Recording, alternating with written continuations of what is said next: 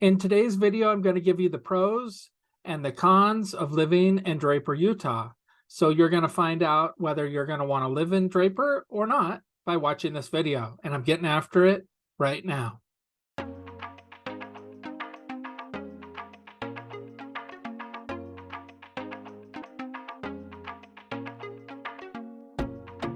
Welcome back, everybody. I'm Greg Spackman. I'm with the Living in Salt Lake City channel here. So if you want to learn everything about what it's like to live, eat, sleep, play here in the Salt Lake City area, then please like this video and subscribe to my channel and click the little bell to be notified of every new video I do.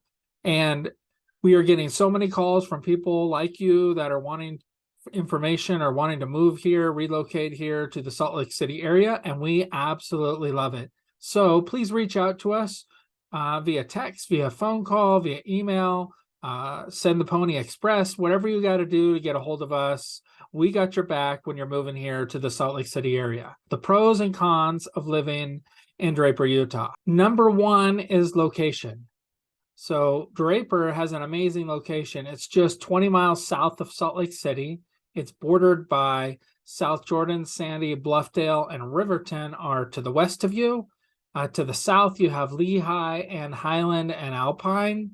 And then east of you is just the mountains. So it doesn't have a city on that side. If you want to get to the Salt Lake City airport, which is amazing to use, it's 24 miles away. So about, 25-minute drive or so. The number two reason for wanting to live in Draper would be the outdoors. You have hang gliding, paragliding, some of the best that you can do in the entire nation is done there. There's always wind at the point there that it has. There's something called the Bear Valley Suspension Bridge that I just hiked, and I can show you what it looks like here. They also have Ghost Falls Trail. They have Coyote Hollow Trail. There's the Draper City Park. You can ski, you can snowboard at Solitude, which is like 36 minutes away. Park City is about 45 minutes away. Then you have Snowbird and Alta, which are 15 miles away, which could be 15 minutes or could be 45 minutes, depending upon traffic. You got a fishing pond that's local called the Riverfront Pond that's stocked with trout, catfish, and wiper. And for golf courses in Draper, you have the South Mountain Golf Course, the River Bend, and then you have the Hidden Valley Country Club, where you can join the country club and have either a golf membership or social membership. If you're into golfing, they have that as well. Number three on the list is the mountains and the views. So the pro for that is just the amazing view of the mountains. And aren't these mountains gorgeous? You never get tired of looking at the mountains. Just when you're tired of them having snow on them, then the snow is melted, and now it looks completely differently with no snow on it. But just the views and stuff are breathtaking. I don't think I'll ever get tired of looking at the mountains. The number four pro is expansion.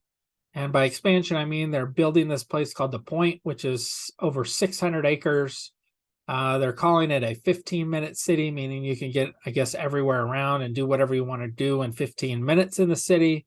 Or the area, actually, not city, sorry. It's going to have 10,000 homes and apartments. It's going to have offices, shops, parks, entertainment, everything in a walkable, bike-friendly, and public transportation-driven community. So this is going to be built over the next X number of years.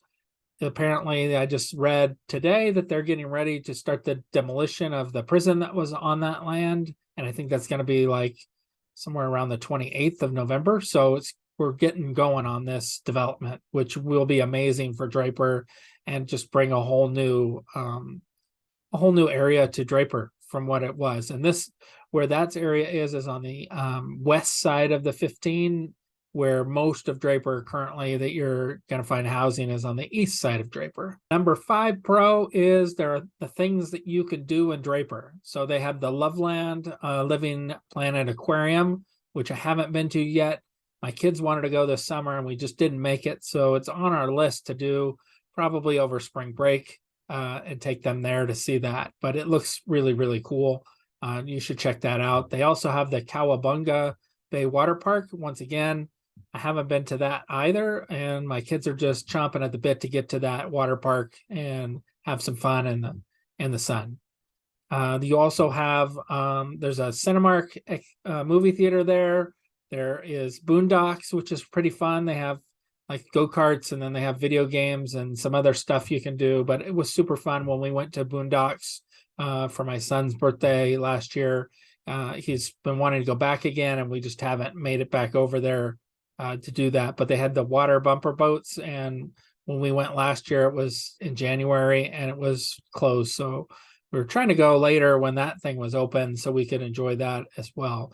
And it wasn't that fun to ride the cars, they said, when it was like 40 degrees outside. They also have an airborne trampoline arena place, which I don't even know what that is, but it sounds like it would be pretty fun to go to. And then the All-Star Bowling and Entertainment. So if you're into bowling, they got a bowling place to have some fun at. And the last pro, number 6, is the school district. It is part of the Canyon School District, which is one of the highest rated school districts anywhere in the Salt Lake City area. You can check Great Schools or School Digger or whatever other website you want to check for schooling, but know that when I looked, they had some of the top rated schools that you could go to anywhere around. So that's one of the main reasons why Draper's costs are higher there for housing and stuff, because of the schools. Now let's get into the cons. Con number 1 for why you would not want to live in Draper, Utah would be the cost of housing.